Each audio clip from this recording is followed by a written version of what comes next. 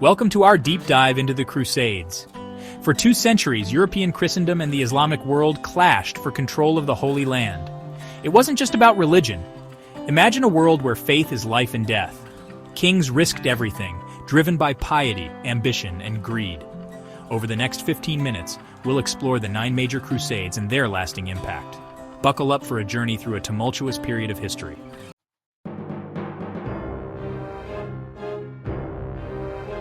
The year is 1095. Picture Europe, a continent in constant flux, a patchwork of kingdoms and duchies, and at its heart, the Catholic Church. But this world is under threat. The Seljuk Turks have swept across Asia Minor, conquering vast swaths of Byzantine territory, pushing ever closer to Constantinople. Enter Pope Urban II. A shrewd pontiff, he sees an opportunity, a chance to unite Christendom, to solidify the Church's power and reclaim the Holy Land. In November, at the Council of Clermont, Urban delivers a speech. He paints a vivid picture of the suffering of Christians, of the desecration of holy sites, and issues a call to arms. Deus vult, God wills it, becomes the rallying cry. A generation caught up in religious zeal and the promise of land and riches. Thousands heed the Pope's call, sewing crosses onto their clothes, transforming into soldiers of Christ. The First Crusade has begun.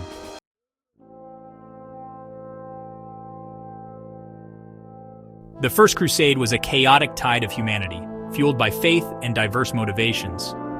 Figures like Godfrey of Bouillon led the charge, embodying the crusading ideal, a warrior monk driven by unshakable faith. Their journey eastward was grueling, traversing thousands of miles on foot, facing hunger, disease, and attacks. The Crusaders endured it all, their destination, Jerusalem. After a 3-year journey, they laid siege to Jerusalem in June 1099. What followed was unimaginable brutality. The Crusaders unleashed a storm upon the city. Jerusalem fell, and the streets ran red with blood. The First Crusade achieved its objective. Jerusalem was back in Christian hands, but this was just the beginning. The capture of Jerusalem was merely the first act in a bloody drama spanning centuries.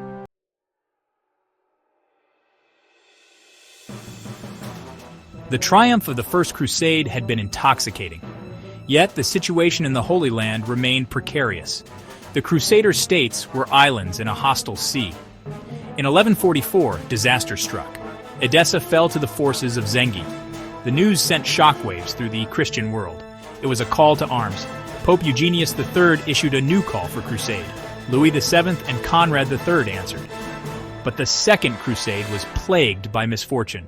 Internal squabbling and logistical nightmares took their toll. The Crusader armies were no match for Nur ad-Din.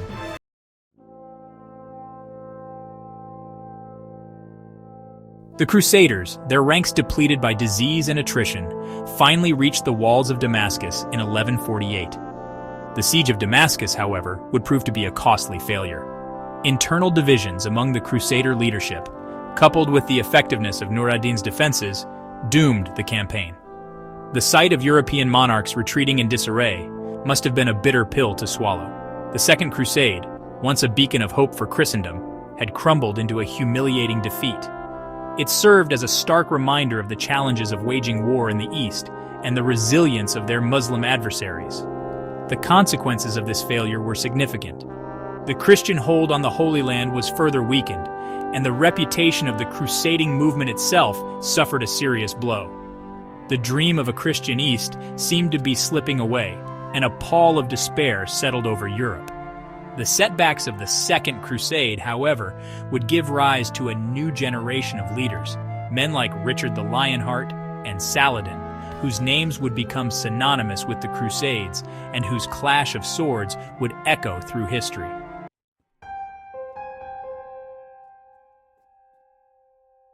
The capture of Jerusalem by Saladin in 1187 sent shockwaves through Christendom. Imagine the fear, the outrage, the religious fervor that gripped Europe. This wasn't just a city that had fallen, it was the heart of the Christian world. Kings, emperors, knights, commoners, all felt the call to action. The Third Crusade was about to begin. This wasn't just another holy war, this was personal. This was about revenge, redemption, and reclaiming what they believed was rightfully theirs. Frederick Barbarossa, a man whose very name inspired awe and terror, was the first to set off. Leading his German forces across the treacherous Byzantine Empire, he seemed almost invincible.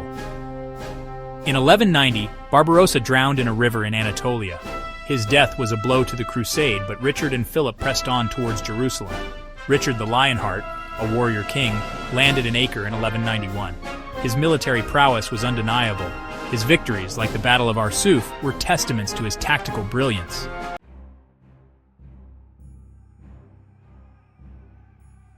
The Fourth Crusade, intended to reclaim Jerusalem, instead became a story of ambition, greed, and ultimately, betrayal.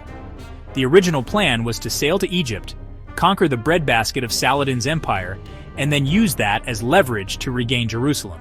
But as we often see in the bloody narrative of history, nothing goes according to plan. Enter Venice, the mercantile powerhouse of the Mediterranean. They had been contracted to transport the Crusader army, but when the Crusaders couldn't pay their debts, the Venetians saw an opportunity. Their cunning doge, Enrico Dandolo, a man of ambition and ruthlessness, proposed a detour. The target, Constantinople, the jewel of the East, the capital of the Byzantine Empire, and supposedly a Christian city. The Crusaders, desperate to fulfill their vows, agreed to this Faustian bargain, unaware of the darkness it would unleash.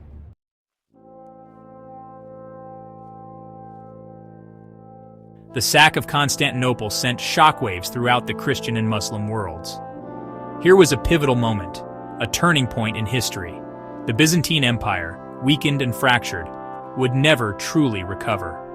The relationship between the East and West, already strained, was shattered, perhaps irrevocably. And what of Jerusalem? The original objective of the crusade was utterly forgotten. The Holy City remained under Muslim control, a testament to the greed and short-sightedness of those who had pledged to reclaim it. The Fourth Crusade serves as a stark reminder that the grand narratives of history, the clashes of civilizations, are often driven by human frailties, greed, ambition, and the lust for power. The Crusaders carved up the Byzantine Empire amongst themselves, establishing short-lived feudal states on its ruins. But their victory was a Pyrrhic one. The moral authority of the Crusades, already waning, was shattered. The Fourth Crusade stands as a dark chapter in the history of Christianity, a cautionary tale about the corrupting influence of power and the ease with which noble goals can be twisted to serve base desires. It is a story of what happens when faith is manipulated and ambition trumps ideals.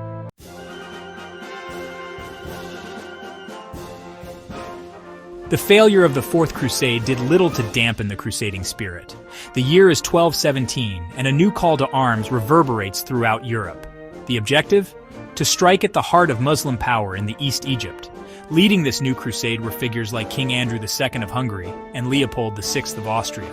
They envisioned a grand strategy, a pincer movement on the Holy Land. First, they would capture Egypt, then use its resources and strategic position to finally reclaim Jerusalem. It was an ambitious plan, perhaps overly so. After all, Egypt was a formidable prize, ruled by the Ayyubid dynasty, successors to the great Saladin. Their armies were vast, their coffers full, and their resolve to defend their land was absolute. The Crusaders, however, were undeterred.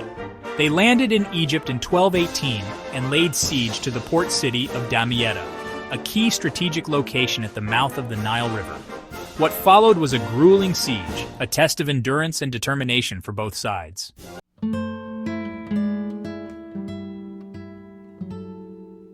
After a protracted and bloody siege, Damietta finally fell to the Crusaders in 1219. It was a major victory, a sign that perhaps this crusade, unlike its predecessor, might actually achieve its goals.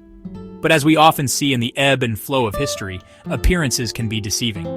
The capture of Damietta, rather than breaking the Ayyubids, only strengthened their resolve. The Sultan, Al-Kamil, offered the Crusaders a deal, Damietta in exchange for their withdrawal from Egypt. A tempting offer, but the papal legate Pelagius refused. He was convinced that total victory was within their grasp. The Crusaders, influenced by Pelagius's conviction, pressed their advance on Cairo, but their campaign faltered in the face of fierce Ayyubid resistance and the challenges of campaigning in the unfamiliar Egyptian terrain. Their supply lines stretched thin, the scorching desert heat sapping their strength. The Fifth Crusade, which had begun with such promise, ended in defeat in 1221. The Crusaders were forced to withdraw. Their dreams of conquering Egypt and reclaiming Jerusalem dashed against the walls of Cairo. The Fifth Crusade, like those that preceded it, serves as a reminder of the unpredictable nature of war and the hubris of those who underestimate their enemies.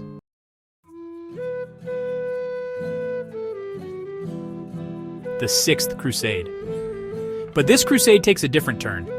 At the helm, we find Holy Roman Emperor Frederick II, a scholar, fluent in Arabic, who understood the Islamic world. This wasn't just another Frankish king. Frederick saw a path through diplomacy, a path his contemporaries considered weak. Raised in Sicily, a melting pot of cultures, he used that experience on the biggest stage. This wasn't just about marching into Jerusalem, it was about changing the game entirely.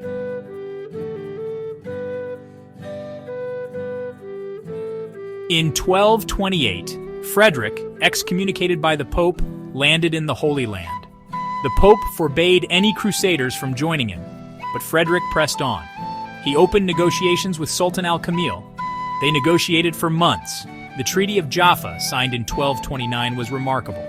It granted Jerusalem, Bethlehem, and Nazareth to the Crusader states. The Ayyubids retained control of key points and freedom of worship. It was a brief glimpse into a world shaped by diplomacy, not warfare.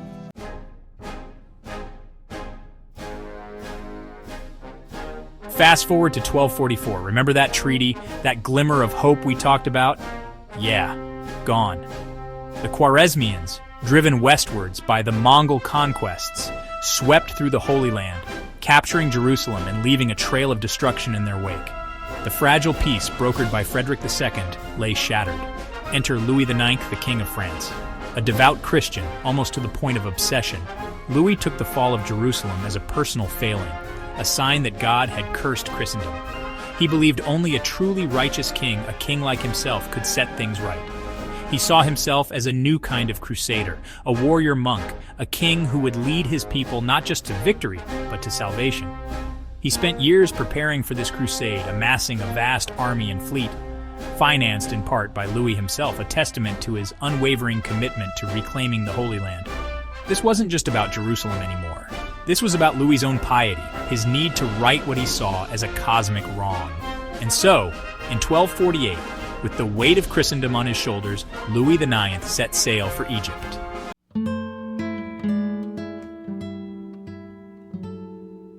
The initial stages of the Seventh Crusade seemed to go well. Louis's forces captured Damietta, a strategic port city in Egypt. But then, the tide turned. Overconfident and hampered by disease, they made a fatal mistake. They marched inland, deeper into Egypt.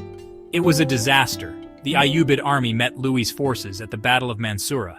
The result was a massacre. Thousands of crusaders were slaughtered, and Louis was captured. A king, captured, held hostage.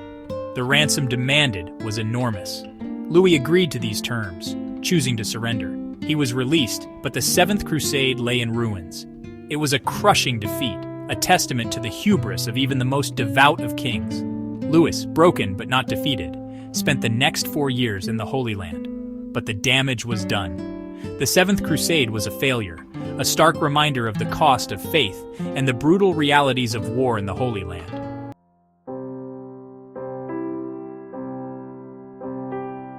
The year is 1270, and Louis IX, the king who once brought home the crown of thorns, is at it again. This time, it's Tunis in his sights, not Jerusalem. Can you imagine, after all these years, this aging king decides to launch another crusade? Now, Tunis might seem like a strange target. It's not Jerusalem, is it? But Louis saw Tunis as a stepping stone to strike at Muslim power in Egypt. He believed conquering Tunis could weaken the Mamluks and pave the way for a return to the Holy Land. But fate had other plans. The crusade, plagued by disease, never made it to Egypt. Imagine the crusaders, weary from the journey, disembarking in Tunis to be met by heat, dwindling supplies, and disease. Dysentery began to rip through the crusader camp. It spared no one, not even the king. Louis himself lay dying in his tent, his dreams of reclaiming Jerusalem turning to dust.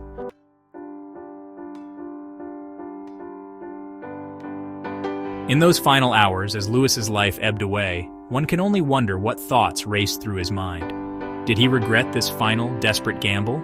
Did he question his lifelong devotion to the crusading ideal? Or did he find solace in the belief that he had fought the good fight, that he had answered God's call to the very end? With Louis's death, the Eighth Crusade breathed its last. His son, Philip III, a pale shadow of his father, negotiated a truce with the Sultan of Tunis and sailed the remnants of the Crusader army back to France. The dream of a Christian Jerusalem, once so bright, had faded into a distant memory. Louis IX, despite his failures, remains a fascinating figure. A man of deep faith and conviction, he poured his heart and soul into the crusading cause.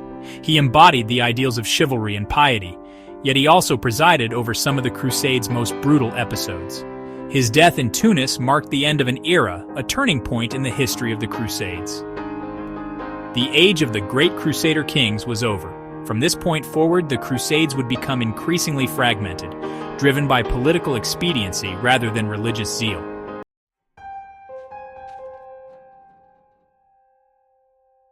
The year is 1271, and the embers of the crusading spirit, though dimmed, still flickered in some corners of Europe.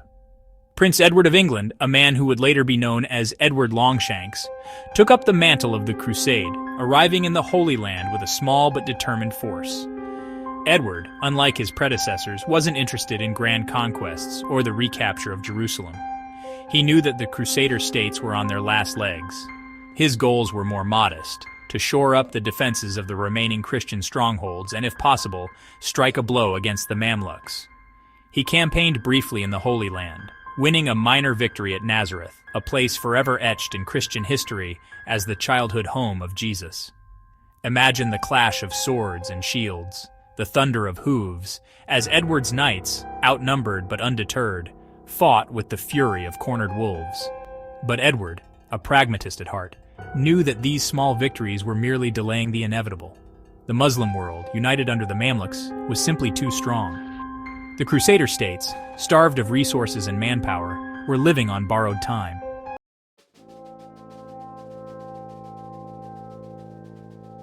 By 1291, the writing was on the wall. The Mamluk Sultan Khalil, determined to drive the Crusaders out of the Holy Land once and for all, laid siege to Acre, the last major Crusader stronghold. The Siege of Acre was a brutal affair, a microcosm of the entire crusading era, marked by unimaginable violence and suffering on both sides. Imagine the relentless bombardment of the city walls, the air thick with the smoke of Greek fire and the cries of the wounded. Picture the desperate defenders, outnumbered and outmatched, clinging to every inch of ground, their courage fueled by faith and desperation. But their bravery was not enough.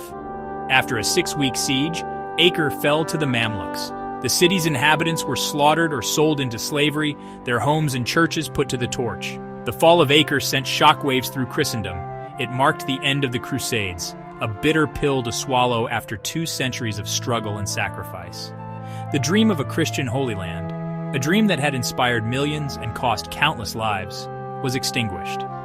The era of the Crusades was over, leaving behind a legacy of religious fervor, military conquest, and cultural exchange that continues to shape our world today.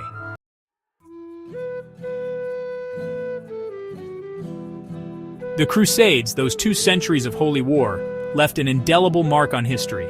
They were a clash of civilizations, driven by religious fervor and political ambition. From the 11th to the 13th centuries, European warriors marched east to reclaim the Holy Land.